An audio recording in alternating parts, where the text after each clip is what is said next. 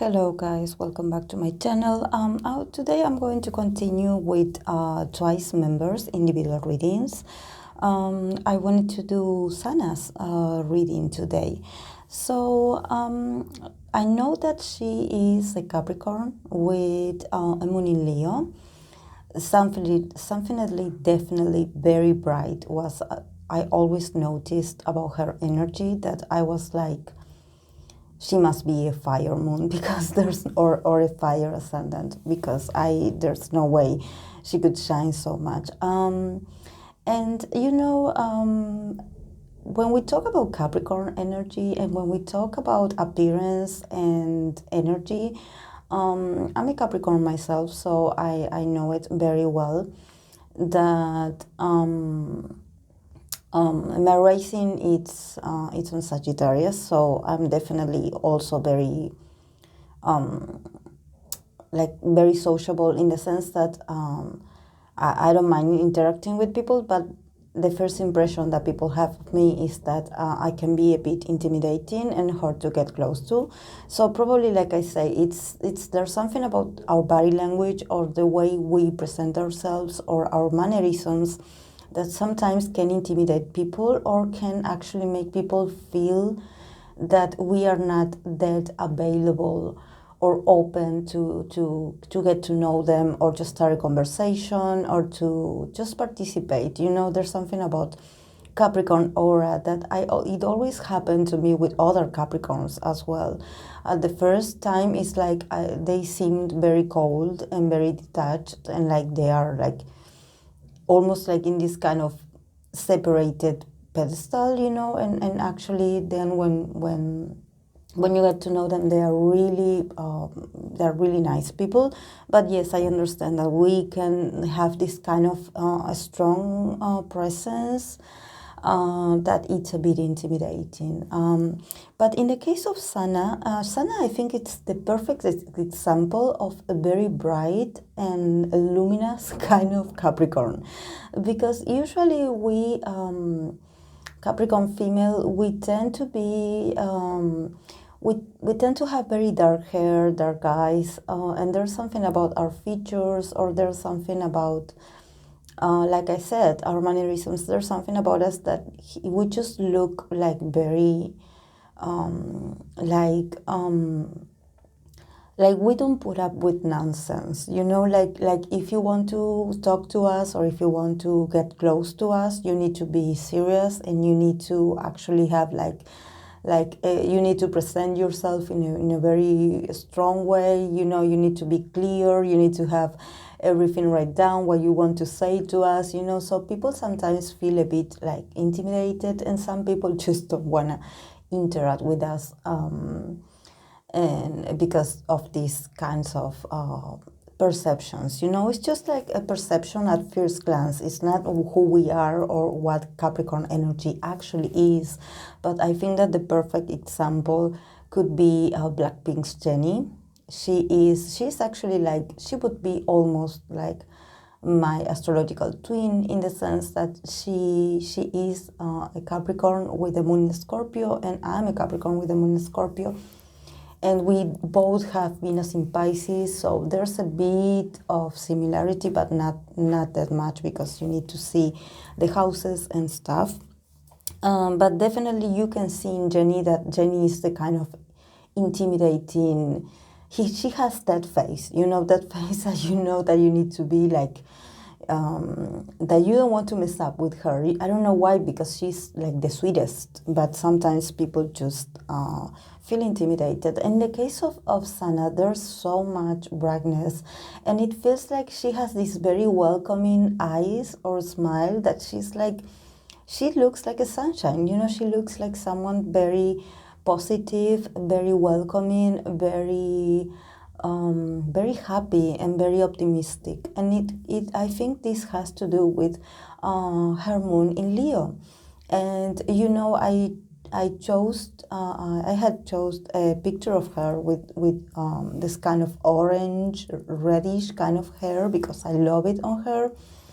And also when she wears like blonde hair, it looks really luminous on her. It looks amazing. Like there's a huge difference between her wearing those bright colors than her wearing, like, for example, I don't know, like brown, or I don't know if she had ever wore black hair, but I think that she definitely looks really good with very bright colors in her hair. And I think that this has to do with her fire placement. She is truly a moon in Leo, and actually I can see Leo traits whenever I see her perform, whenever I see her acting and or interacting, or on camera especially, because I don't know her behind the scenes, but she looks so funny, and at the same time she's someone that that you feel like you could like have a lot of fun with, and at the same time that you could laugh hysterically with her, and that she is very like goofy, even though she's very beautiful. And there's something, obviously I think that the fact that also she, for at least from my perception, that she is so magnetic, it's not only because she's a Leo moon, it also is because she's a Capricorn. I think that Capricorn nature somehow takes over her personality, especially when she's on stage. I think that there's something about her that, even though she's not the leader, she, whenever she is in the position that she is, of course that this is strategically organized, but I think that she always takes control, or she's always well positioned, you know, like she is like this kind of a stable figure, and stable and very magnificent, and very like I always see her dance, and I always look at her because there's something about the stability of her move, and also the passion that she dances. And I'm like, oh yes, she's a Capricorn. You can tell that definitely she is very, she's very like, she's very like, I wouldn't say like she is like committed, because they all are, but she looks like she's really into it, you know, into giving her best. And her taking control, you know. I think that even if she ever has like these kind of bloopers that we all can have, you know, about falling or tripping or something like that, I think that she would come out of it like nothing, you know, probably laughing about it, but just there's something about her that is very royalty like. So yes, she's special. Let's go with the archetype cards that she got. She got the cards of the Exorcist, the Martyr, and the Destructor. So yes, when I say exorcist, definitely she is, I believe she is a very strong presence in the group, in the sense that she is able to change the whole mood of the dynamic between the members. If something goes wrong, there's something about her part and the role she plays that she can somehow exorcist negative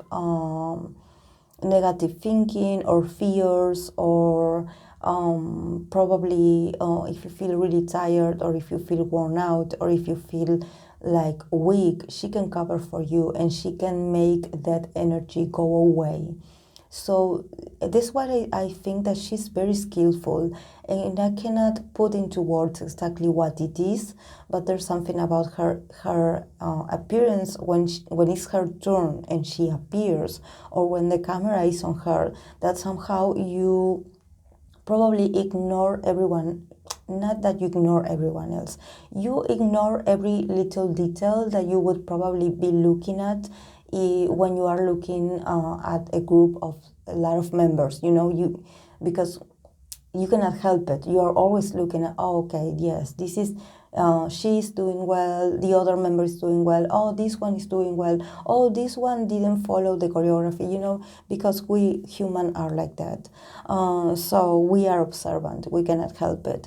So I think that, but there's something about her that she's able to transform the reality. She's able to somehow put like a spell on the audience or on whatever situation she's involved, and she just makes everything right. Also here with the Martyr, I think that Martyr also has to do a lot with her moon in Leo. I think I always talk about moon in Leo and their need for recognition. I think that it's not a coincidence that a lot of moon in Leo or Leo sun had gotten this archetype actually very often in my readings at least. And I think that the martyr is someone that actually very willingly does things for others. But you know that sometimes when you give too much of yourself to others and you don't get anything back or in return, not even a thank you, sometimes you get really sad and you feel really sorry for yourself for putting yourself in situations where you end up being the one that does the great effort or the grand gesture, and the other part is like used to it, or is like they take advantage of it. And I think that there could be a lot of times where she wish she was more recognized. I think that there's something about her that she's very diligent and that she's very responsible and that she always tries to give her best, and I think that sometimes she probably gets like scolded, or she gets like, I don't know, people being like giving her like an average kind of feedback, you know, being like, oh yes, you did great, yes, keep going, you know. And probably she needs to hear more than that. Probably she needs to hear that she's doing great, that she's consistent, that she is stable, that despite of her having a lot of issues and problems like everyone else, she still manages to keep a certain stability. And it's not easy, and it's not something that you are born with. It's something that you train, and it's something that you put a lot of will into it. So I think that there are moments where she feels like a martyr because there's not enough recognition for her and her efforts. And also then the destructor. Yes, I think that she is someone that somehow, this is one of the things that probably makes her also feel like a martyr, because the destructor is this kind of archetype where when something is being destructed, when a destruction is happening, when an ending is happening, when a sudden change or fall of structures, or fall of or disappearance of boundaries, or it's like a whole chaos that is welcoming a new beginning is happening, is when she arrives at the time. So probably she had been going through a life realizing that she always appears in situations, or she's always introduced in situations where they went through some kind of destruction. And she's like, oh yes, hello, like this is my first day, and probably, I don't know, something terrible and very abrupt ending happened yesterday, you know. So she always appears in these scenarios where like a huge destruction happened before she arrived. So when she arrives, she's like, oh yes, hello, I'm new here, or whatever, and people are not very comfortable with her, because they are like, okay, we are not in the mood of greeting you because we just suffered a loss, or we just suffered a huge distraction in our routine, or in our everyday lives, or in our, I don't know, in our reality, and you just come here really happy, shining and bright, being saying hello, introducing yourself, and we do not care because we are still recovering from picking up the pieces of what's left, you know. So I think that sometimes she, for example, I'm going to give this example so you can understand a bit. For example, if she met a guy that she likes, and this person likes her back, he would probably be someone that is going through a breakup, or is it's actually on the phase of ending a relationship. Probably, I don't know, like someone that hasn't made his mind yet, but he is on his way to break up with his girlfriend. And then by meeting her or by her appearing in his life, it's like he decides, he makes his mind, he makes his whole mind, because he's like, oh yes, she is the one that I want. So probably for other people, it would be like a huge, like a very like uncomfortable situation, you know, like being like, oh, you were the reason that you made this couple breaking up. And actually, no, she just came in the time where things were ending between this couple. So she's not the reason, but she is there to introduce to this person to a new phase in his love life or in his love interest. So it's like she helps in the transition, but it's like it's weird that she appears that way. So let's go with the cards that she got. She got the Six of Wands, the Nine of Cups, the King of Pentacles, the High Priestess, Three of Pentacles, King of Cups, King of Swords, Two of Swords, Two of Wands, and the Sun. So yes, in the first road, what I can see is that there's someone that is very present here. That it looks like a wish come true for her. I think that she had been involved or connected to this person. I think that this person is very influential. He's very wealthy because he is represented by a King of Pentacles. And actually, like, he could be an earth sign. He could be like a Taurus, a Virgo, or a Capricorn, like her. Because I see actually like her feeling really victorious when it comes to him and when it comes to the state of the relationship.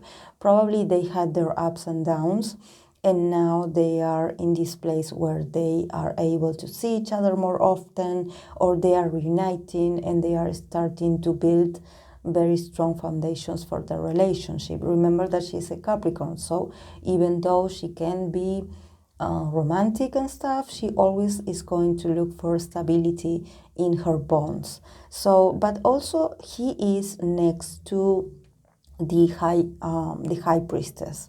So definitely what here it's telling me about him is that this relationship or himself, he needs to be hiding, or he needs to be protected, or he needs her relationship with him needs to be a secret, or needs to keep being a secret. I believe that they had been together for a while, but I think that even though they are like probably working things out, or they are in a very good state in the relationship, and she feels really good about it, she feels really happy, there's still this element of secrecy, you know, there's this need of keeping things under the veil and actually not letting people know that actually they are dating. I think that this person, because of his power and because of his influence, he cannot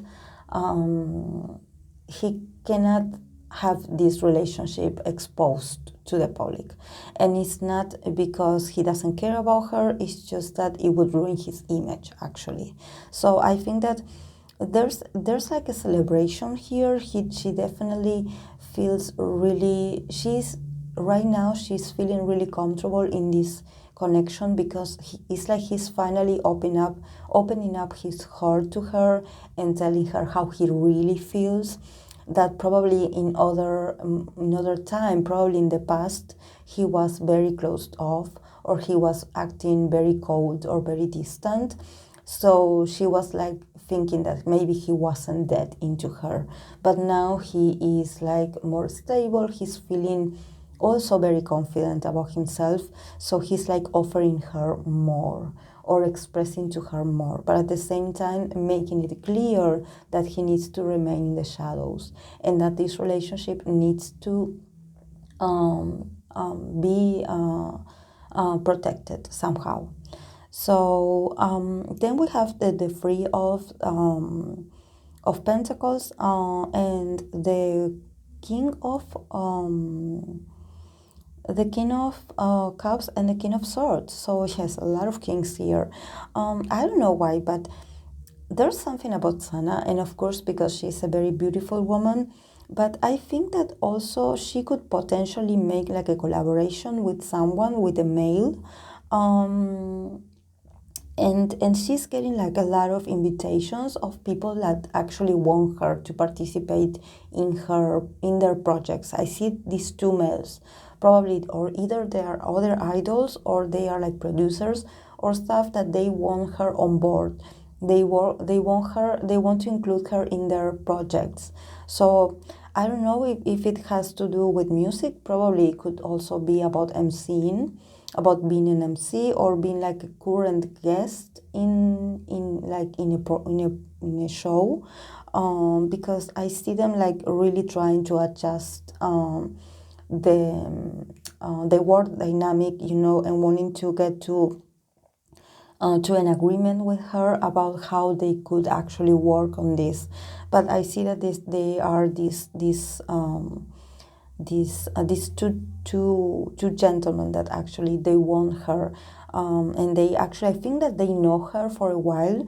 Probably they are from the same company or something like that, and they because I see this very like kind of brotherhood, like this kind of like very comfortable kind of feeling, like when you had worked together before or that you know each other. So it's like this, that she feels really good actually if she could accomplish this with them.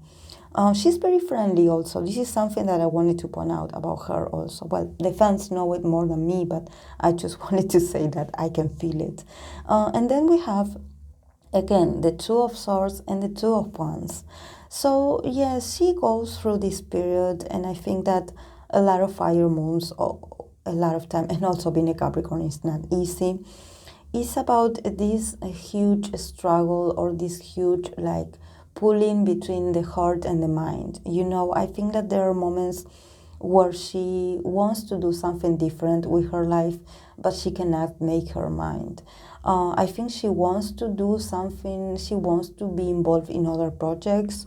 She's someone that she has a lot of energy and she has a lot of potential, and she has this magic touch, everything that she does, it's very successful, but at the same time she is very confined. She's like, there's someone, or there's like probably it's the company that is like holding her back. They are like, no, you need to go with other members. Somehow they don't want to leave her alone. And I think that this has to do because of the possible rumors. That there are other members that had dating rumors in the past. But I think that there's something about her situation with this person that I mentioned that actually it would be like a very high risk if it would be known. So I think that they want to protect her, but at the same time she feels restricted. She feels smothered. She feels like they are preventing her from actually making things on her own. She definitely has a lot of potential if she does things solo, which I don't think that they will allow her to do it, but if she does, or if she would dare to do things on her own, she would be really successful, because she has the charisma, she has the talent. It's just that somehow they do not want her to do that. They do not want her to get too comfortable working on her own. They want her to keep this like kind of group mentality, like you are part of this group, like, like not letting her like enjoy too much time on her own, because I see a lot of people like trying to restrict her. Actually, I think that they do that with all the girls, but somehow